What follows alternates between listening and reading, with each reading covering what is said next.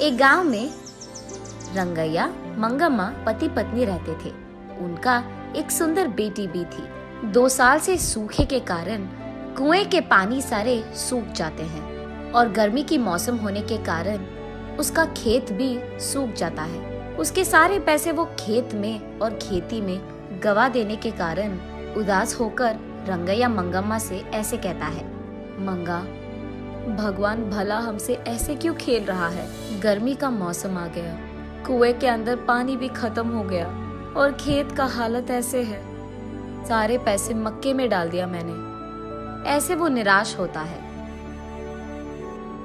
इतने में उसकी बेटी लक्ष्मी आकर पापा ऐसे कहते हुए हंसते हुए प्यारी सी नन्ही सी उसकी बेटी अपने पापा से गले लगाती है। अपनी प्यारी बेटी को देखते ही रंगैया के चेहरे पे मुस्कान आ जाती है। वो उसके सारे दुख भूल जाता है। रंगैया को अपनी बेटी से बढ़कर इस दुनिया में और कुछ नहीं है, लेकिन वो हर वक्त सोचते रहता है कि उसकी बेटी को वो भला ऊंची पढ़ाई कैसे करवाएगा। तब बेटी अपने पापा से, क्या हुआ पापा, आप ऐसे क्यों हो, ऐसे पूछती है।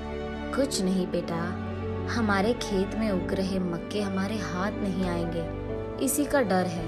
कुएं का पानी भी तो सूख गया। ऐसे कहते हुए वो खेत की ओर दुख से देखता है।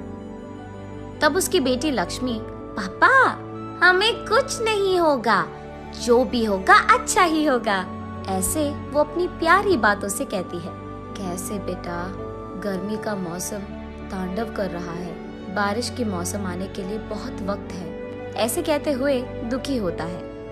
एक बार अगर आप कुएं में झांक लोगे तो आपको पता चलेगा ना कि पानी है कि नहीं।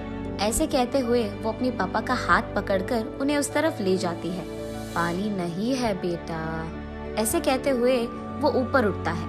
आप कुएं में तो झांको पापा, ऐसे कहती है लक्ष्मी। कहाँ बेटा, ऐसे कहते हुए वो कुएं में झांकता है।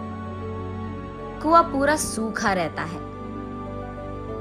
ये लो पापा, ऐसे कहते हुए वो उसके ग्लास में मौजूद पानी को कुएं में डालती है। बस अचानक कुएं में पूरा पानी भर जाता है। ये देख रंगैया की खुशी की कोई सीमा नहीं होती है। वो उसकी बेटी को उठाकर, तुम मेरी बेटी नहीं हो, इस घर की महालक्ष्मी हो, ऐसे उसकी तारीफ करता है। ऐसे वो उसके खेत में पानी डालकर अपनी खेत को बचाता है।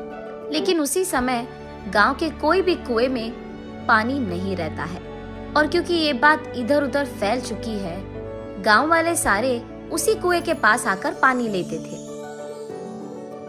ये देख उस गांव का घमंडी जमींदार वहां आकर, क्यों रंगैया, क्या हो रहा है यहाँ?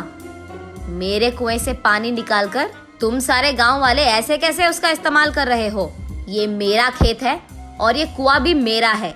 मैंने ये सोचकर दिया कि तुम गरीब हो, काम कर लोगे, लेकिन तुम यहाँ समाज सेवा कर रहे हो।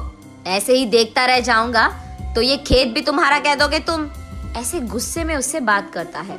तब रंगैया, साहब मैं ऐसे थोड़ी करूंगा, हमारे पूर्वजों से यही हम काम कर रहे हैं। अब अगर आप ऐसे बात करोगे तो हमारा क्या हो जाएगा साहब? ऐसे कहते हुए वो उसके पैरों पे गिर जाता है। लेकिन घमंडी जमींदार कुछ भी करके उस जमीन को और कुएं को हासिल करने के लिए ऐसे कहता है, ये खेत मेरा है, जो करना है कर लो, निकलो।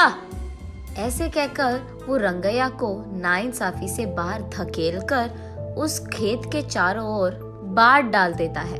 उसके कुछ समय बाद गांव वाले सारे सूखे को भुगत रहे होते हैं। सारे कुएं सूख जाते हैं और सिर्फ रंगैया के कुएं में पानी रहने के कारण गांव वाले पीने के पानी के लिए जमींदार के पास जाकर ऐसे कहते हैं, साहब पीने के लिए पानी ना होने के कारण प्रजा मुश्किलों में है।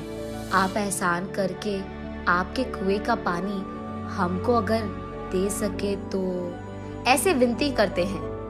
क्या पानी चाहिए? पानी तुम्हारे पूर्वजों की कुआं है कि तुम ऐसे पानी मांग रहे हो?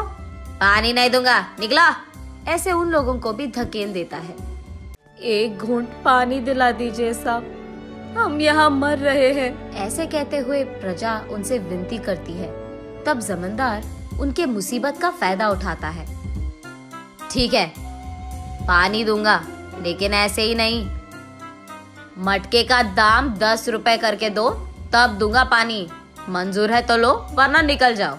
कुछ न कर पाने के कारण प्रजा चुपचाप उन्हें पैसे देकर पानी लेते हैं। घमंडी जमींदार जब पानी के लिए उसके मटके को कुएं के अंदर डालता है, अचानक एक ही झटके में सारा पानी सूख जाता है। तब जाकर जमींदार को अपनी गलती का एहसास होता है। रोते हुए रंगैया के पैर पकड़ता है और माफी मांगता है।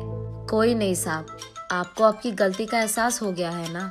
तब जाकर वो रंगैया की बेटी की सहायता से जब मटके को कुएं के अंदर डालता है तो अचानक पानी पूरा भर जाता है कुएं में और सारी प्रजा इस घटना को देख बहुत खुश होती है।